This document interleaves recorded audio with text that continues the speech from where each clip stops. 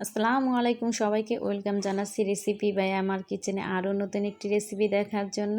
আজকে খুবই মজাদার এবং খুবই সুস্বাদু একটি কেকের রেসিপি নিয়ে হাজির হয়ে গেলাম। আর কেকটি হচ্ছে ক্রিসমাস স্পেশাল ফুডস কেক। এই কেকটি আমি চুলায় বেক করেছি। খুব দেখে মনে হচ্ছে কিন্তু ওভেনে বেক করা। দেখেন কত সুন্দর একটি কালার এসেছে, যেমন দেখতে সুন্দর মাশাল্লাহ, আর খেতেও আলহামদুলিল্লাহ অনেক মজা হয়েছিল কেকটা। আর এই কেকটা যেহেতু ফ্রুটস কেক, ড্রাই ফ্রুটস দিয়ে করা, খেতে কিন্তু অনেক মজা ভীষণ। আর যেই বাচ্চারা কিন্তু ড্রাই ফ্রুটস খেতে পছন্দ করে না, তাদেরকে কিন্তু এইভাবে কেক বানিয়ে দিয়েও কিন্তু খাওয়ানো যায়। আর বড়রাও কিন্তু খুবই বেশি পছন্দ করবে এই কেকটা। আর সামনে যেহেতু ক্রিসমাস স্পেশাল ডে আসতেছে, তা আপনারা কিন্তু ঝটপট বাসায় এভাবে কেকটা বানিয়ে নিতে পারেন। তো তাই আশা করি আজকের কেকের রেসিপিটি আপনাদের কাছে ভালো লাগবে। আর ভালো লাগলে অবশ্যই প্লিজ আমার চ্যানেলটা সাবস্ক্রাইব করে পাশে থাকা অল বেল আইকনটি বাজিয়ে দেবেন, যাতে করে নতুন কোনো রেসিপি চলে সাথে সাথে নোটিফিকেশন চলে যায়। আর যারা যারা আমার চ্যানেলটা সাবস্ক্রাইব করেছেন তাদেরকে অসংখ্য ধন্যবাদ। তো কেকের জন্য প্রথমে আমরা ক্যারামেল তৈরি করে নিব। এখানে আমি 3 টেবিল চামচ চিনি দিয়ে তার মধ্যে 1 টেবিল চামচ পানি দিয়ে এখন আমি এটাকে ক্যারামেল তৈরি করে নিব। তো অপেক্ষা করব ক্যারামেলের কালার আসা পর্যন্ত। একটু নেড়ে চেড়ে সব কিছু একসঙ্গে একটু মিশিয়ে দিচ্ছি। তো দেখতে পাচ্ছেন আমার ক্যারামেলের কালারটা কিন্তু চলে এসেছে, ক্যারামেল হয়ে গেছে। এখন এর মধ্যে আমরা পানি অ্যাড করব। তো এখানে দিয়ে দিব এখন আমি 3/4 কাপ পানি। পানিটা দিয়ে অনবরত নেড়ে চেড়ে ক্যারামেলটাকে ভালোভাবে মিশিয়ে নিব। দেখতে পাচ্ছেন এটা জমাট বেঁধে গেছে, কিন্তু 1 মিনিটের মাথায় নেড়ে চেড়ে দিলেই কিন্তু আবার দেখবেন যে ক্যারামেলটা সুন্দরভাবে পানির সাথে মিশে যাবে। তো দেখতে পাচ্ছেন যে ক্যারামেলটা কিন্তু পানির সাথে সম্পূর্ণ মিশে গেছে। এখন এর মধ্যে আমরা ড্রাই ফ্রুটস অ্যাড করব। আমি 1/4 কাপ দিয়ে দিলাম কালো কিশমিশ, তারপরে এমনি নর্মাল যে কিশমিশটা আছে সেটাও 2 টেবিল চামচ দিয়েছি। টুটি ফুটি দিয়ে দিলাম আমি 2 কালারে 2 টেবিল চামচ পরিমাণে। তারপর এখানে বাদাম কুচি দিয়ে দিলাম 2 টেবিল চামচ পরিমাণে। এখানে কাজু বাদাম আর কাঠবাদামটা আমি কুচি করে নিয়েছি।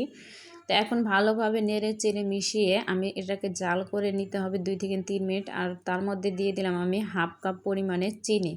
এখন চিনিটা দিয়ে ভালোভাবে নেড়ে চেড়ে মিশিয়ে জাল করব 2 থেকে 3 মিনিটের মতো।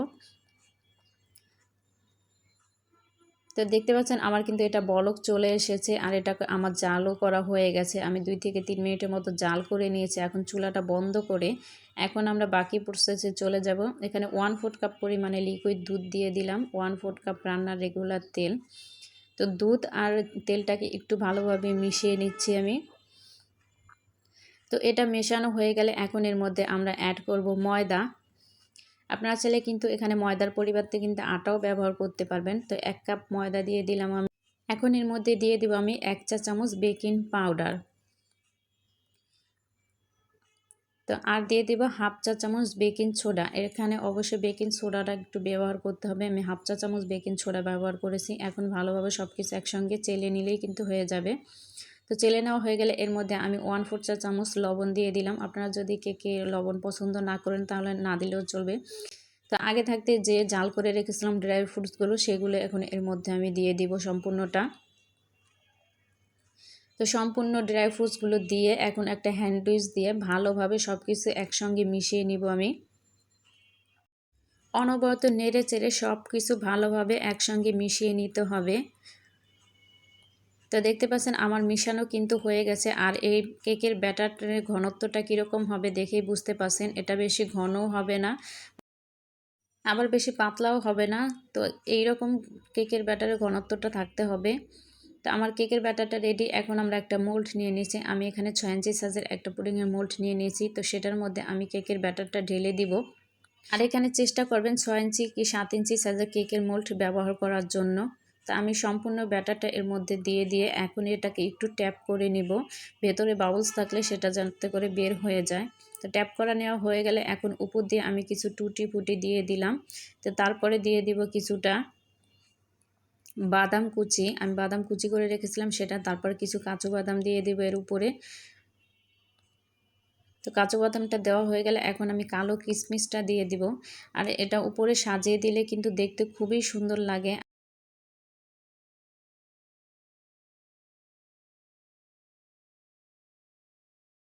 তো আমার কেকটা সাজানো হয়ে গেছে। এখন আমরা চুলায় বেক করতে চলে যাব। তো চুলায় বেক করার জন্য আগে থাকতে একটি হাঁড়ি বসিয়ে তার মধ্যে আমি বালু দিয়ে দিয়েছি, আর তার মধ্যে একটা স্ট্যান্ডও বসিয়ে দিয়েছি।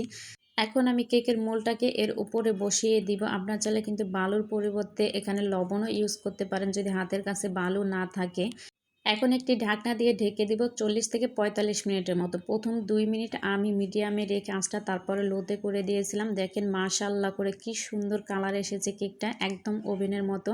আমার প্রায় 40 থেকে 45 মিনিটের মতো সময় লেগেছে। আপনাদেরটা কম বা বেশিও লাগতে পারে, চুলার আঁচের উপরে ডিপেন্ড করে। এখন আমরা কেকটাকে ঠান্ডা করে তারপরে এখন মোল্ড আউট করে নিব। আমি কেকটাকে ঠান্ডা করে নিয়েছি। এখন একটা ছুরির সাহায্যে সাইড থেকে একটু ছাড়িয়ে নিচ্ছি যাতে করে মোল্ড আউট করতে সুবিধা হয়। তো কেকটা আমি মোল্ড আউট করে নিয়েছি। এখন আপনাদেরকে একটু কেটে দেখাচ্ছি ভেতরটা কেমন হয়েছে এই কেকটা। আর এতক্ষণ যারা আমার ভিডিওটি দেখেছেন অবশ্যই কিন্তু কমেন্ট করে জানাবেন যে আজকের ভিডিওটি আপনাদের কাছে কেমন লাগলো। আর ভিডিওটি ভালো লাগলে অবশ্যই একটি লাইক দিবেন। আর প্লিজ আমার চ্যানেলটা সাবস্ক্রাইব করে পাশেই থাকবেন। আর আমার ভিডিও সবার আগে পেতে পাশে থাকা অল বেল আইকনটি বাজিয়ে দেবেন যাতে করে আমি নতুন কোনো রেসিপি চাইলে সাথে সাথে নোটিফিকেশন চলে যায়। এখন আপনাদেরকে আমি একটু কেটে দেখাচ্ছি আসলে ভিতরটা কেমন হয়েছে।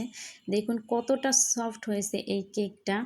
আর কাউকে খাওয়ালে সে বুঝতেই পারবে না যে এটা আসলে ডিম ছাড়া কেকটা বানানো, এতটাই সফট আর এতটাই মজা খেতে। যেহেতু এর মধ্যে আমরা ড্রাই ফ্রুটস ব্যবহার করেছি, খেতে কিন্তু অনেক মজা হয়েছে।